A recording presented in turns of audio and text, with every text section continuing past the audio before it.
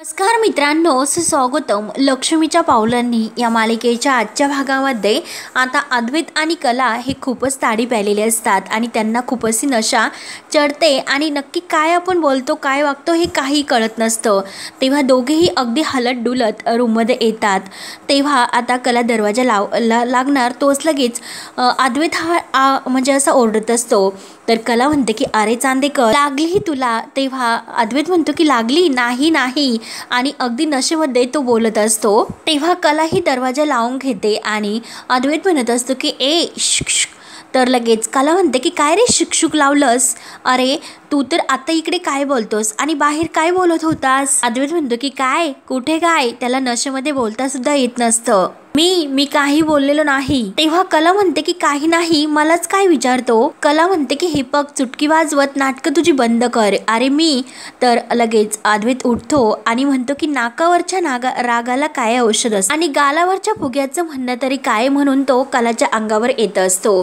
तर कला ही त्याला जोरात लोटते आणि चांदेकर असे म्हणून त्याचा हात धरते आणि त्याला म्हणते की हे पग चांदेकर, एक गोष्ट लक्षात ठेवायची, मी तुझी बायको आहे, त्यामुळे फक्त आणि फक्त माझा अधिकार तुझ्यावर आहे, जसा तुझा सुद्धा माझ्यावर अधिकार आहे. तू कितीही मला टाळलंस तरी सुद्धा आपलं लग्न झालेलं आहे, त्यामुळे आपल्यामध्ये मला अजून कोणीही तिसरे यायला नको. जी आयुष्यामध्ये माझी जागा घेण्यासाठी दुसरं कोणीही आलं तर गाठ मात्र माझीच असेल. तर अद्वैत फक्त असा मान डोलावत असतो. कला विचारते की कोणाशी? तर अद्वैत म्हणतो की तुझ्याशी. तेव्हा कला त्याच्या पाठीत असं थोपाडते आणि शब्बास असं म्हणते. तेव्हा अद्वैत म्हणतो की काय ग शब्बास म्हणजे काय? मी तुला प्रश्न विचारतोय, कसली गाठ? अगं काय हे?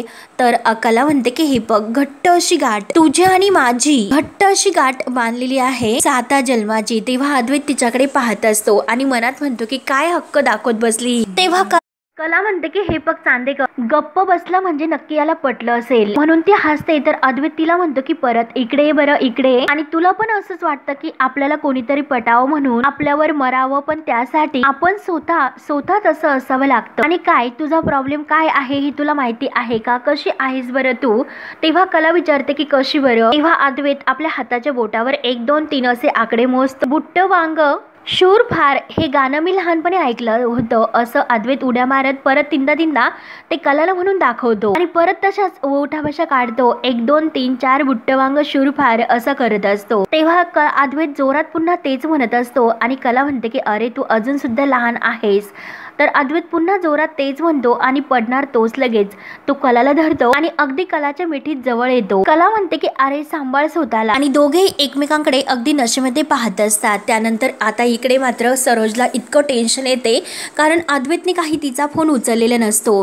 तेव्हा आता सरोज एऱ्याझऱ्या मारत म्हणत असते की काय वागण्याची पद्धत झाली. मला मान्य आहे की अपघातामुळे त्यांना तिकडं राहावं लागतं, पण कायम तिकडचंच व्हायचं का त्यांनी, असं सरोज आबांना रागरागाने म्हणत असते. या मुलाला मी किती कॉल केले पण एक कॉल सुद्धा त्याने उचललेला नाही, कॉलला सुद्धा रिप्लाय दिलेला नाही, मेसेज सुद्धा तो करत नाही. मग हे काय समजायचं? मी ही कोणती लोक आणि कुणासाठी तिकडे राहायचं याचं काही अद्वैतला आहे की नाही. आणि तेवढ्यात आता तेथे रोहिणी येते आणि सरोजची चिडचिड सुरू असते की अद्वैत कधीपासून ह्या नको त्या लोकांचे इमोशनचा इतका विचार करायला लागला, त्यामुळे मला हेच असं कळेन असं झालं. तर रोहिणी लगेच म्हणते की लग्न झाल्यापासून आपला अद्वैत सगळे काही डिसिजन्स अगदी स्वतंत्रपणे घ्यायला लागला. त्यावर आता तेथे रजनी सुद्धा येते. रजनी म्हणते की वहिनी अहो तुम्ही काही काळजी करू नका, सगळं काही व्यवस्थित असेल, असे काही नसेल. तेव्हा आबा म्हणतात की हे पग सरोज, रजनी अगदी एकदम बरोबर बोलते, मला असं वाटतं की तू सुद्धा तुझ्या रूममध्ये जावं आणि थोडासा आराम करावं, म्हणजे तुला बरं वाटेल. आणि ते तर तिकडे सुखरूप आहेत हे तर आपल्याला आता कळले ना, मग तू कशाला इतकं टेन्शन घेते? त्यावर आता सरोज म्हणते की आबा हे बघा, मला काय म्हणायचं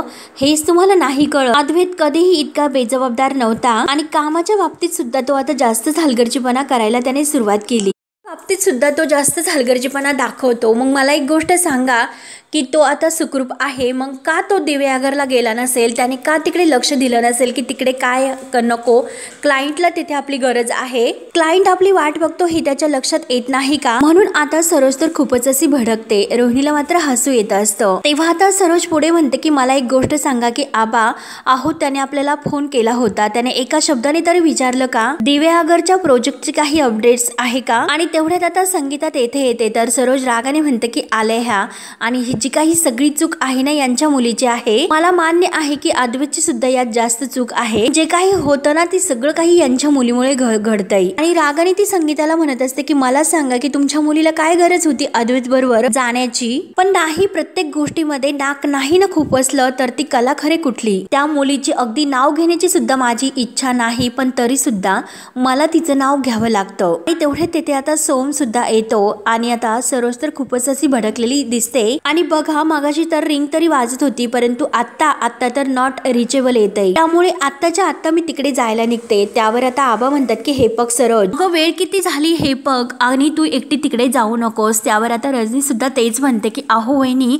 तुम्ही एकट्या नका जाऊ तिकडे असे एकट्या। त्यावर आता सरोज तर कुठे कोणाचं ऐकणारी असते आणि ती लगे डायरेक्ट म्हणते की कोणीही मला थांबवायचा प्रयत्न करू नका, माझा मुलगा नेमकं तिथे जाऊन काय करतो हे मला आता कळायलाच हवं। आता या क्षणी तरी मला अद्वैत शिवाय काही दुसरं नाही दिसत, त्यामुळे आता मी ठरवलं म्हणजे जाणारच। तेव्हा आता सरोज जायला निघते, परंतु सोहम लगेच म्हणतो की काकी अगं थांब मी येतो तुझ्या बरोबर। म्हणून सोहम सुद्धा आता काकींसोबत म्हणजे सरोज सोबत जायला निघतो। तर आबा म्हणतात की सावकाश रे बाळा। आता मात्र रोहिणीला हे सर्व बघून अगदी हसायला येत असतं। त्यानंतर आता इकडे अद्वैत आणि कला तर एकमेकांच्या मिठीतच असतात, एकमेकांकडे बघून हसतात।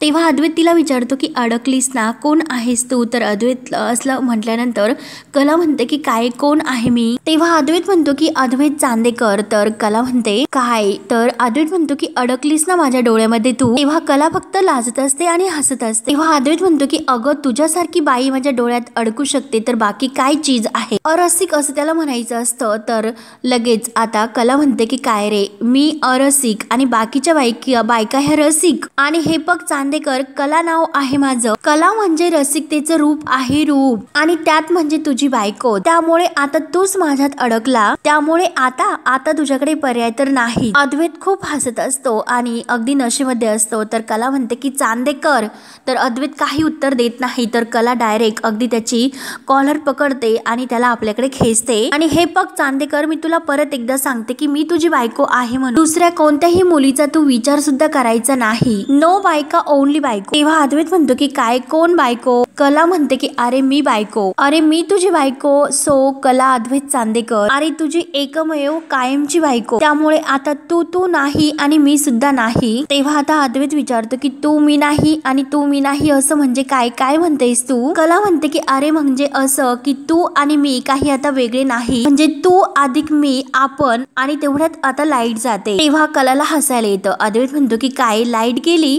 तर कला म्हणते की हो खरं आहे। तर अद्वैत म्हणतो की काय खरं आहे आणि सोड मला? तर कला म्हणते की मी नाही सोडणार। अद्वैत म्हणतो असतो की सोड मला, मी तुला सांगितलं ना मी तुला सोडणार नाही, फक्त आणि फक्त तुझ्यावर माझा अधिकार आहे, सांगितले ना मी तुला। तेव्हा अद्वैत म्हणतो की नाही, कुणाचा सुद्धा अधिकार नाही माझ्यावर। तेव्हा कला ऐकायला तयार नसते, कला म्हणते की नाही, आणि ती अद्वैतला लगेच अगदी आपल्या अंगावर खेचून घेते आणि अद्वैत कला डायरेक्ट त्या बाजीवर जाऊन पडतात आणि ते पण एकमेकांच्या अंगावर। तेव्हा आता तो आपल्या हाताने कलाच्या ते चेहऱ्यावर आलेले केस बाजूला करतो आणि दोघे अगदी एकमेकांमध्ये एकरूप होतात आणि एकमेकांकडे अगदी रोमांटिक होऊन पाहत असतात। तेव्हा मात्र आता अद्वैत पूर्णपणे हा कलाकडे ओढला गेलेला असतो आणि इकडे मात्र सरोज आणि सोहम हे गाडीतून तिकडे यायला निघतात। तेव्हा आता सरोज म्हणते की सोहम अरे 3 वाजत आले, आपण पहाटेपर्यंत तर पोहोचू ना? तेव्हा सोहम म्हणते की हो काकू तू काही काळजी करू नकोस। तेव्हा आता सकाळ होते आणि कला तर अद्वैत एकमेकांच्या असं मिठीतच झोपलेले असतात आणि कलालाही थोडासा सूर्यप्रकाश असा तोंडावर आल्यासारखं होतो आणि लगेच इकडे सरोज आणि सोहमची गाडी तिथे गावात येऊन पोहोचते। काही लोक तर शेकोटी करून शेकत असतात। तेव्हा आता सोहम लगेच गाडीतून खाली उतरल्यानंतर आपल्या मोबाईल मध्ये अद्वैत आणि कलाचा जो काही फोटो आहे तर तो दाखवतो आणि त्या रामू काकांनाच विचारतो की या दोघांना कुठे पाहिलं का, आम्ही यांना शोधतोय।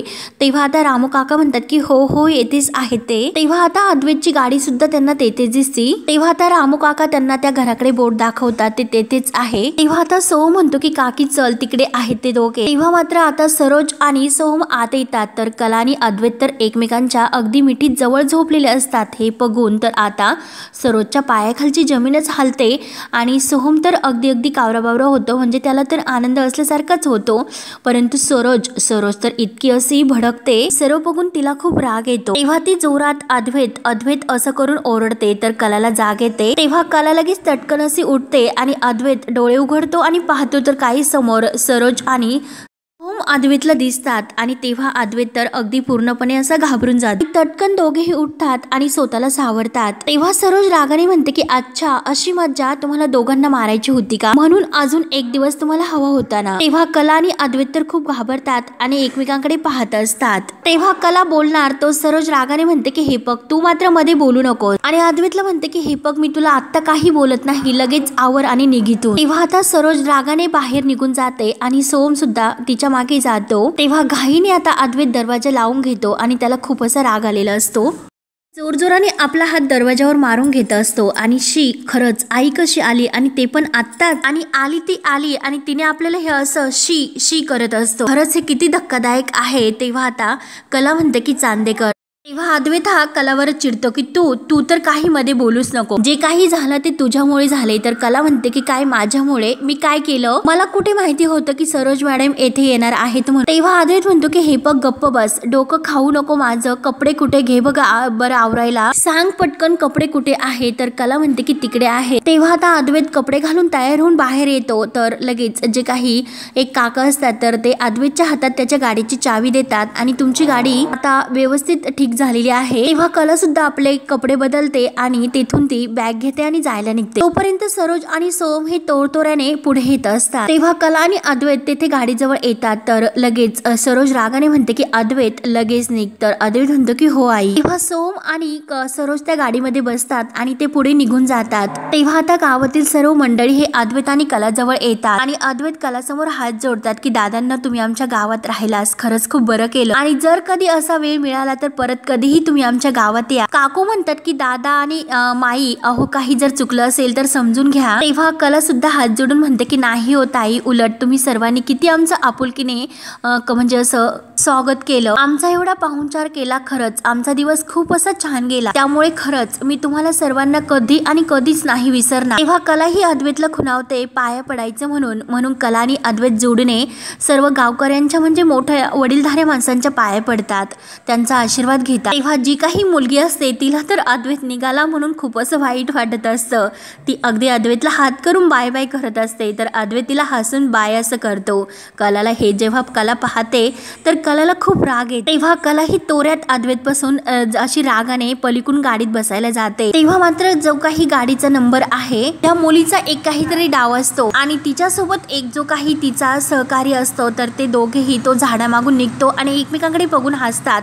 नक्की आता यांनी काहीतरी असं करून ठेवलेलं असतं। त्यानंतर आता इकडे राहुल हा नैनाला काही उत्तर देत नसतो, तर नैना ही राहुलला कामात बघून विचारते की काय रे राहुल, सकाळी सकाळी कुठे निघालास। तेव्हा आता राहुल एक फाईल चेक करत म्हणतो की सकाळी सकाळी जबाबदार माणसंही ऑफिसला जातात, मग मी सुद्धा तिकडेच चाललोय, तुला काही वाटलं का। तर नैना म्हणते की अरे मला तर असं वाटलं होतं की तू काही व्हिडिओ गेम्स खेळणार आहे म्हणून। तेव्हा राहुलला राग येतो, रागाने तो नैनाकडे पाहत असतो। नैना म्हणते की सॉरी अरे डार्लिंग, अरे मी तुझी मज्जा करत होते, सॉरी। तेव्हा राहुल अगदी म्हणजे तोऱ्यात म्हणत असतो की हे बघ मला अशी फालतू मज्जा नाही आवडत। तेव्हा नैना पुन्हा तोंड असं वाकडं करून म्हणते की सॉरी। तेव्हा नैना विचार करते की मी याच्यासोबत ऑफिसला तिकडे जाऊ का, तिकडे इतके पैसे भरलेले असतात, इतक्या पैशांच्या उलाढाली होतात, दागिने तर खूप काही असतात, मग जर मी एखादा बंडल किंवा दागिना उचललास कुणाला काय समजणार आहे। त्या स्वरूपच्या तोंडावर तर एखादा दागिना किंवा ते पैसे मारता येतील। त्यामुळे ती नैना ही एकटक राहुलकडे पाहत असते। तिला माहिती असतं की काही झालं तरी राहुल काहीतरी मला सरळ काही ऑफिसला नाही घेऊन जाऊ शकत, तो तयार होणार नाही मला ऑफिसला घेऊन जाण्यासाठी। तेव्हा तिच्या डोक्यामध्ये एक आयडिया येते, म्हणून ती लगेच राहुलला म्हणते की राहुल अरे बेबी ऐक ना, मला ना आपल्या बेबीच्या चेकअपसाठी जरा डॉक्टरांकडे जायचं। तेव्हा लगेच राहुल विचारतो की आत्ता। तर नैना म्हणते की हो, आणि तू आला नाही तरी चालेल, मी माझी जाईलच, फक्त तिथपर्यंत तुम्हाला ड्रॉप करशील का, तुझ्या वाटेतच आहे। तेव्हा राहुल म्हणतो की बरं, पण तू लगेच जर निघणार असेल तरच। तेव्हा नैना म्हणते की अरे ठीक आहे, मी तर तयारच आहे, तू पटकन पुढे हो, मी तोपर्यंत पर्स घेऊन येते। तेव्हा राहुल म्हणतो की बरं ये लवकर। तेव्हा नैना पटकनी आपले जे काही कपाटातून बॅग घेते आणि मनात विचार करते की आता जवळ गेले तर अपॉइंटमेंट ही कॅन्सल झाली असं सांगून मला त्याच्याबरोबर जाता येईल। त्यानंतर इकडे राहुल आणि नैना तर निघून जातात, परंतु इकडे कला आणि अद्वैत गाडीतून येत असतात। कला म्हणते की चांदेकर। तेव्हा अद्वैत तिच्यावर ओरडतो की काय आता चांदेकर लावलंस, तर कला म्हणते की हे बघ, अरे सरोज मॅडम असे अचानक तिकडे कशा आल्यात? तर अद्वैत म्हणतो की मला कुठे माहिती, पण तिकडे तुझ्या सोबतच होतो ना, मग मला कसं माहिती असणार? तेव्हा कला म्हणते की अरे पण आपण कुठे आहोत हे नेमकं कसं कळलं त्यांना? तेव्हा अद्वैत विचारात पडतो. तर कला म्हणते की अरे बोल ना काहीतरी. तर अद्वैत चिडतो. अद्वैत म्हणतो की मला कसं माहिती असणार, आणि जरा गप्प बस, उगाच इरिटेटेड करू नको मला. आणि काल आईने फोनवर लोकेशन मागितले होते ना, मग त्याचा अर्थ काय होतो की लोकेशनवर ते तिकडे नक्की येऊ शकतात. तेव्हा कला म्हणते की अरे ठीक आहे, पण तू चिडतोस कशाला? परंतु अद्वैत तर रात्रीत म्हणजे जे काही झालं, नक्की असं काय झालं त्याचा विचार करत असतो. आमच्यात नक्की असं काय झालं असेल, म्हणून कला तर शांत असते. तो चोरून तिच्याकडे पाहतो आणि मनात म्हणतो की नेहमीसारखी आजही मात्र काही बोलत नाही, आणि माझ्याकडे न बघता खाली का बघत बसली, जे नक्की आमच्यात काहीतरी असं झालं. तेव्हा अद्वैतला पूर्ण जे काही झालेला प्रकार आहे ते आठवायला सुरुवात होते. अगदी डोळ्यासमोर ते दृश्य येत असतं. कलाही त्याला नशेत म्हणत असते की चांदेकर हे बघ, मी आणि तू, फक्त दुसऱ्या कोणत्याही मुलीचा तू विचार करायचा नाही. काल रात्री लाईट बंद झाली, रूम मध्ये काळोख झाला, ती माझ्या ह्या बाजूला आणि मी तिच्या त्या बाजूला, आणि नंतर पण नाही, काही पुढे आठवत नाही की काय झालं ते. तेव्हा मात्र आता लगेच तो हट असे करत असतो. तर कला त्याच्याकडे पाहते आणि याला नक्की काय होत असेल, नक्की हा कसला विचार करत असेल, काय याची ताडी अजून सुद्धा उतरलेली नाही. तेव्हा कलाही त्याच्याकडे पाहत असते. तर अद्वैतचं लक्ष जातं. अद्वैत म्हणतो की ही तर माझ्याकडे पाहते, मग नक्की काय असं, म्हणून तो लगेच कलाला म्हणतो की काय ग, अशी का बघतेस माझ्याकडे, नेमकं तुझं काय चाललं? तेव्हा कला म्हणते की काय रे, तुझं काय चाललं, तुझं भूक लागली का? तेव्हा कलाही लगेच आपलं ते गाडीमध्ये टेप रेकॉर्ड चालू करते आणि गाणं सुरू करते, आणि अद्वैत कलाकडे पाहतो आणि कलाही अद्वैतकडे पाहत असते. तेव्हा कलाही आता विचार करते की सकाळी हा असा गोंधळल्यासारखा उठला, म्हणून नक्की काहीतरी तो विचार करत असेल, म्हणून असं वागत असेल का? आणि आम्ही सकाळी असे झोपलेलो होतो आणि सरोज मॅडम त्याच वेळेस अचानक आल्या, म्हणून नक्की हा पॅनिक झाला असेल. आणि काय म्हणत असतो की एवढा मी अद्वैत चांदेकर अगदी परफेक्शन, आणि काय इतकं स्वतःला मनवतोस, आणि किती वेडा मुलगा हा टेन्शन घेतो, म्हणून कलाला खूप हसू येत असतं. कलाही त्याच्याकडे बघत हसत मनात म्हणत असते की मी सुद्धा कला चांदेकर आहे, मी तर संधी थोडी सोडणार आहे, आता मात्र मी याची मजाच घेते. आणि अद्वैत तर मात्र अगदी ते आठवून अगदी आपल्या मेमरीवर इतका लोड देत असतो, आणि परत विचार करतो की इतकं मी काही आठवण्याचा प्रयत्न केला, परंतु काही असं मला आठवत नाही, इतका मी मेमरीवर लोड दिला तरी. परंतु तेवढ्यात मात्र आता कलाला तर खूप हसायला येत असतं. अद्वैत तिनं जे काही गाणं लावलेलं असतं तर तो लगेच बदलतो, आणि त्यात मात्र आता ढगाला लागली कळं हे गाणं लागतं, आणि तो कलाकडे पाहत असतो. तर कलाही अद्वैतकडे पाहत तिला तर खूप असं हसायला येत असतं. आणि अद्वैत तर सारखा तोच विचार करत असतो की आमच्यात असं रात्री काय झालं असेल, खरंच काय नॉनसेन्स आहे, मला तर खरंच काही आठवत नाही. परंतु कला तर त्याला अगदी नॉर्मल, अगदी हसरे तिच्या चेहऱ्यावर दिसतो. तर आता अद्वैत विचार करतो की इतकं काही होऊन सुद्धा इतकी नॉर्मल का असेल, आणि ही तर अगदी गाणी गुणगुणत ऐकत बसली. तेव्हा कलाही त्याच्याकडे पाहते आणि तिला तर खूप हसायला येतं. तेव्हा कला मनात म्हणते की वेडा अजून सुद्धा हा टेन्शन मध्ये दिसतो. तेव्हा कला आणि अद्वैत असा विचार करता करता शेवटी घरी येऊन पोहोचतात. तेव्हा कला म्हणते की पोहोचलो बाई एकदाच घरी. तेव्हा अद्वैत लगेच कलाकडे पाहतो आणि कला ही अद्वैतकडे पाहत असते.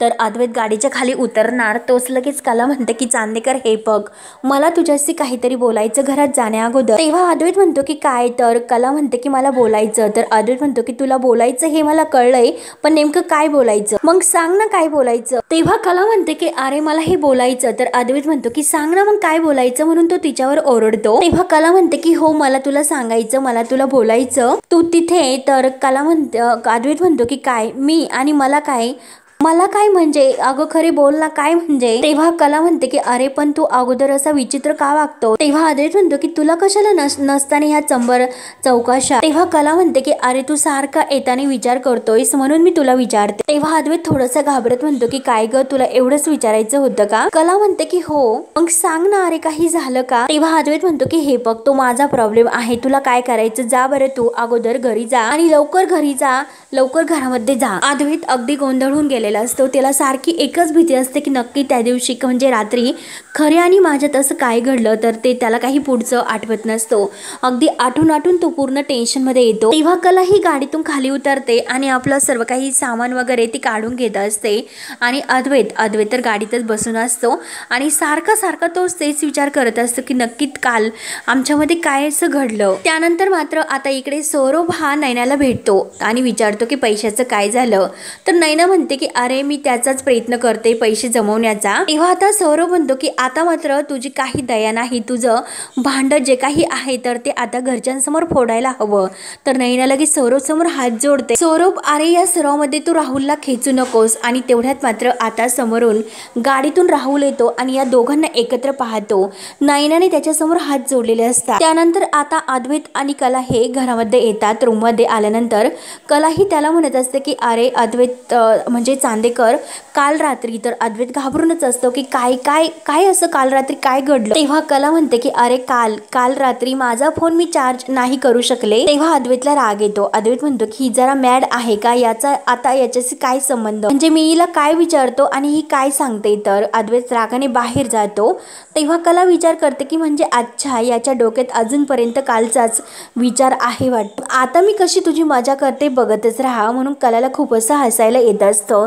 तेव्हा आता पुढे काय होत राहणार हे पाहण्यासाठी आपल्या चॅनलला नक्की सबस्क्राईब करत राहा. धन्यवाद.